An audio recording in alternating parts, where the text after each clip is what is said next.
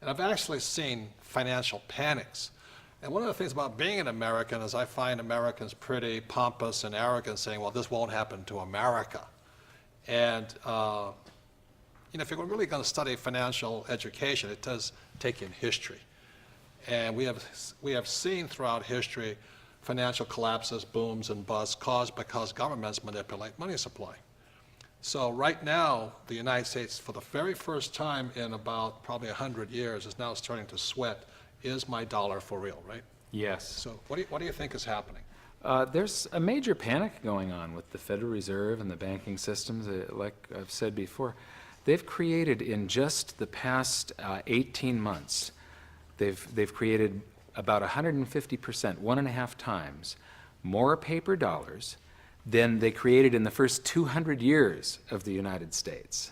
So they've added 1.5 times more currency to the what's called base money, the paper dollars. They're trying to prevent a disaster that they see out there right now.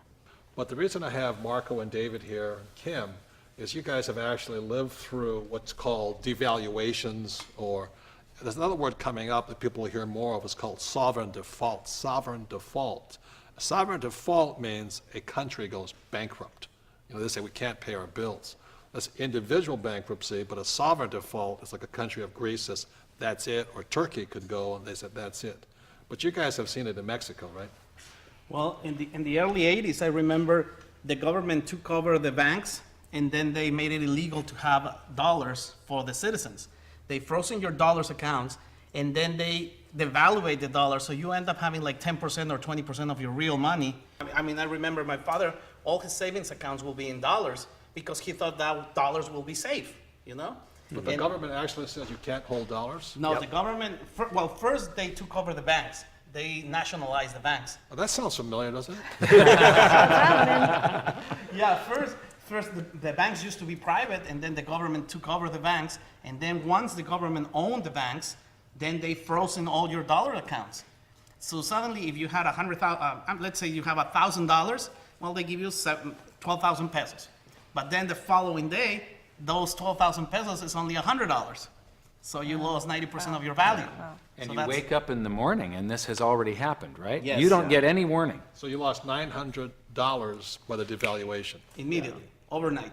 And what happened is most businesses, they close the following day because they need to remark their pricing. So business owners, a lot of business owners, and I actually have several friends that did a lot of money because they had a lot of inventory and they just sell it with the new pricing. It was horrible, especially if David and I grew up by the border, Tijuana, San Diego, and it was horrible because you were making pesos, and then the next day the peso would be worth half, and you had debt in dollars. Like if you bought a car, you were paying your car in dollars, and you were making half of your salary, and you earned double of it's horrible, just So a your nightmare. debt went up tenfold with that devaluation, basically. Exactly, right? and it would happen again and again, and it felt so unfair. I think that the government planned it very well because I remember very well that my father used to have a part of his money in San Isidro in the U.S. and part of his money in Mexico. And then they raised the interest rates in Mexico that it was so attractive for you to invest your dollars in Mexico's banks. Before they did all this. Before they took over the banks and before that. So suddenly So they you got say, all these US you say, dollars. I'm going to bring my money back to Mexico because I'm making a lot of return. Wow. The interest rates are 20, 25%. I mean, I'm making a lot of money. It was better. They played it in a way that it was better to put your money in the bank even than creating a business or something because they were paying 25, 30%. So suddenly when they got all those dollars there, then they close it. So what advice would you have for the people who have never been through one of these crises? Well, first of all, I think you have to get as many assets as possible because I realized that everybody who was a business owner or had real estate or had gold and silver, they end up on the top of the food chain. I mean, if you are protected using all those assets, who cares what happened to the currency? I mean, the real estate is eventually is going to hold their value, and gold and silver is going to hold the value.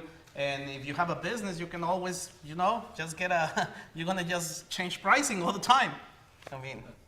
And I mean, David was raised in the Jewish community, so he had more financial education than I did, being Catholic.